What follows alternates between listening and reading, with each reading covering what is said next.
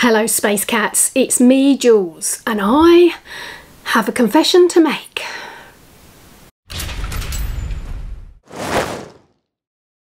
This week I am going to be making some arty pumpkins because it's September and I feel all cosy, but that is not the confession.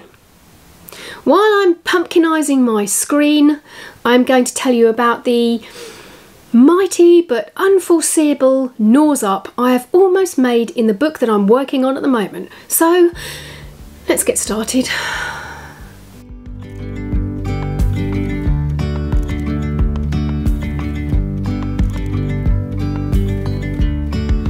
Yesterday there was sun and there was rain. First up, just a quick one about what I'm using here.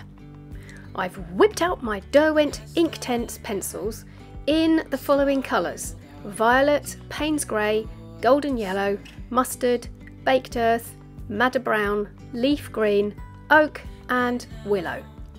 I'm just going to use them as coloured pencils to start and then compare that finished piece with what happens when I add water to it. If you've been following my Vincent and the Mermaid journey, then you'll know I have been working on this book for some time. In fact, since our first lockdown in the spring of 2020. Towards the end of that year, I approached my publisher with the idea and the text and got the green light for proceeding with it. Woohoo!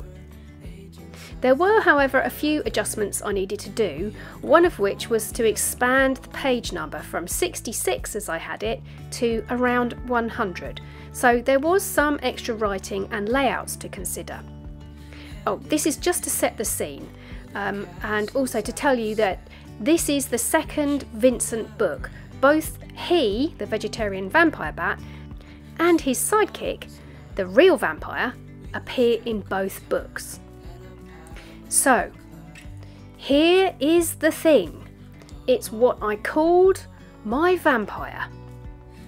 As if we need reminding, February 2022 was more than just a relaxation of COVID laws and the start of a new year and the end of winter in the Northern Hemisphere. I'm talking about the war in Ukraine, a disaster that has had an effect on all of us to some extent. Not only is it very clearly dreadful for all involved, but also means I feel I ought to change the name of Vincent's accomplice. Yes, the vampire was going to be called Vladimir. Ugh, I know, don't tell me. Bad timing.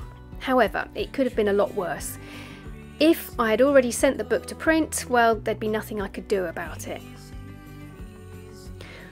I have been racking my brain to come up with something else, and it did cross my mind maybe I could use Volodymyr as a nod to Zelensky, but I don't know, it just seemed a bit politicised and maybe contrived. So no, I'm going to think of something totally different. What I'm wondering is if I choose a name that is vampirishly completely irrelevant. You know, like when people call their dog Dave or Norman or Hilda. I'm kind of veering in that direction at the moment.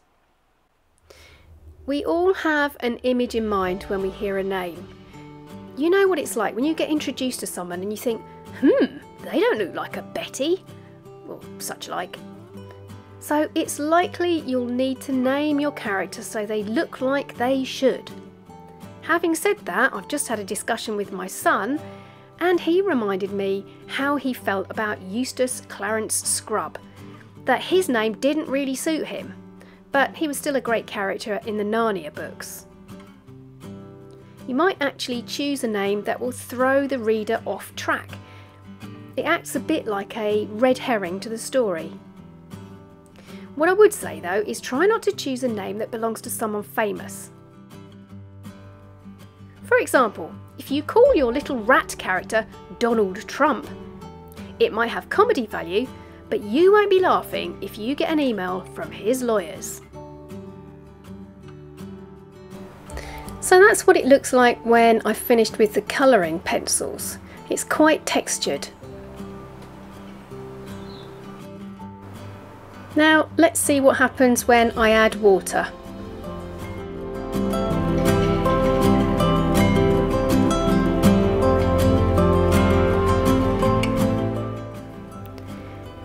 It can be a bit of a minefield trying to find the right name for a character.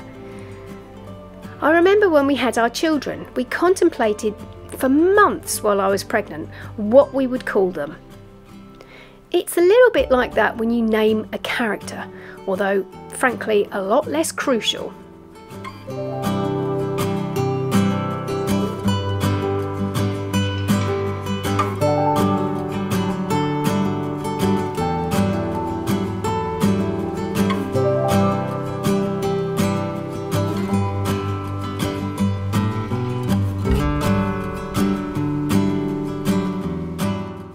Now, back to the pumpkins.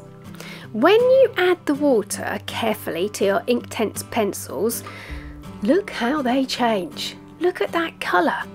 It's like the water energises the pigment.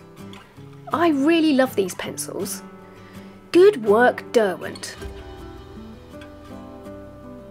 Let me know what you think in the comments. Did you prefer it when it was just coloured pencils? Or do you like it with the water added to it?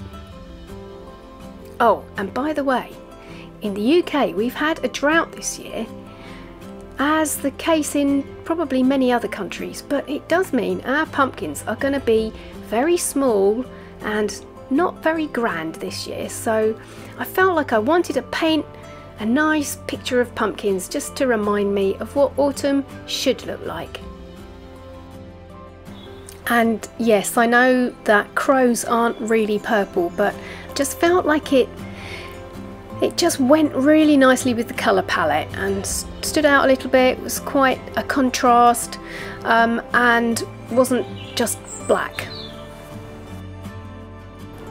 Let me know if you've got any confessions to make about books or stories that you've made. Whether that's something that's gone horribly wrong or something that you've managed to avoid. It might just make me feel a little bit better. If you'd like further artist tutorials, I have a variety of short courses that will help you. There are real-time sessions looking at painting, drawing and marker pens, among others. And if you're keen on producing your own book, there is a more in-depth course on what you need to know about self-publishing a book with illustrations.